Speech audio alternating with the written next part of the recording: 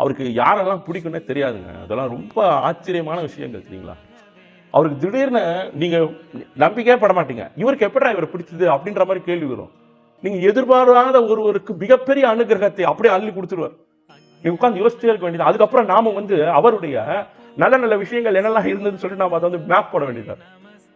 அந்த மாதிரியான ஒரு மகான் பாவர், மந்திராலய மகான். அதை பெற வேண்டும், அவர்கிட்ட இருந்து வாங்கணும். அவர் நாமத்தை நாம உச்சரிக்கிறதும் சரி, அவரை பற்றி இந்த இடத்தில் பேசுவதும் சரி, இதை நீங்கள் கேட்டுக்கொண்டிருப்பதும் சரி, மிகப்பெரிய பாக்கியம்.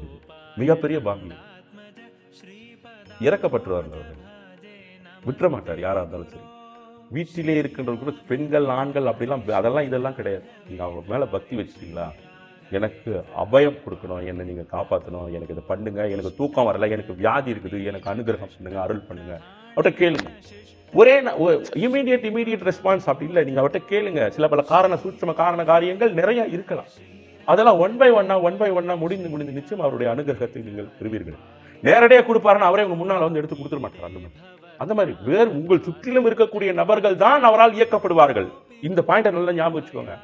அப்பொழுது இயக்கப்படும் பொழுது நீங்கள் தெரிந்து கொள்ள வேண்டும், ராயருடைய ஸ்பரிசம் இந்த இடத்தில் படப்பட்டு யாருக்கோ ஒருவருக்கு அது கிடைக்கப்பட்டு அவர்கள் இந்த இடத்தில் நமக்காக அந்த தேவைகளை நிறைவேற்றுகிறார்கள் அப்படிங்கிறத கரெக்டா நிச்சயமாக ஞாபகம் வைத்துக் கொள்ள வேண்டும்.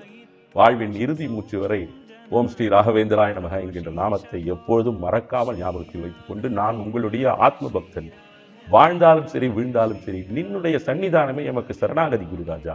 அவ்வளவுதான். உண்மை அறிந்ததே இந்த வாழ்வினுடைய மிகப்பெரிய பேர். இதெல்லாம் நினைச்சுக்கோங்க, இதெல்லாம் நினைங்க. இதெல்லாம் திங்க் பண்ணுங்க. நிறைய இருக்குங்க வாழ்க்கையில், நிறைய சங்கதிகள், நாம் பார்க்காத சங்கதிகள் இருந்து கொண்டிருக்கிறது. இப்போ ஒருத்தர் நல்லா ஹாப்பியா உட்காந்துருக்கோம், இல்ல ஜாலியா லைஃப் என்ஜாய் பண்ணிட்டு இருக்கோம். ஒரு எக்ஸாம்பிள் சொல்றேன்.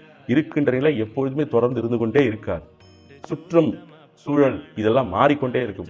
ஆனால் மாறாத ஒன்றை மட்டும் நீங்கள் வைத்துக் கொள்ளலாம். அதுதான் உங்கள் உள்ளம், உங்கள் எண்ணம், உங்களுடைய பார்வை. வெளியே வெயில் அடித்தாலும் சரி, மழை பெய்தாலும் சரி, நெருப்பின் அருகில் நின்றாலும் சரி, உள்ளத்தில் இருக்கக்கூடிய அந்த எண்ணம், அந்த பார்வை அப்படிங்கிறது மாறாம அதை வச்சு தூய்மையான பகுதியாக வச்சு அதில் குருராஜரை அமர வைத்தால் வாழ்வில் என்னாலும் பெண்ணாகும்.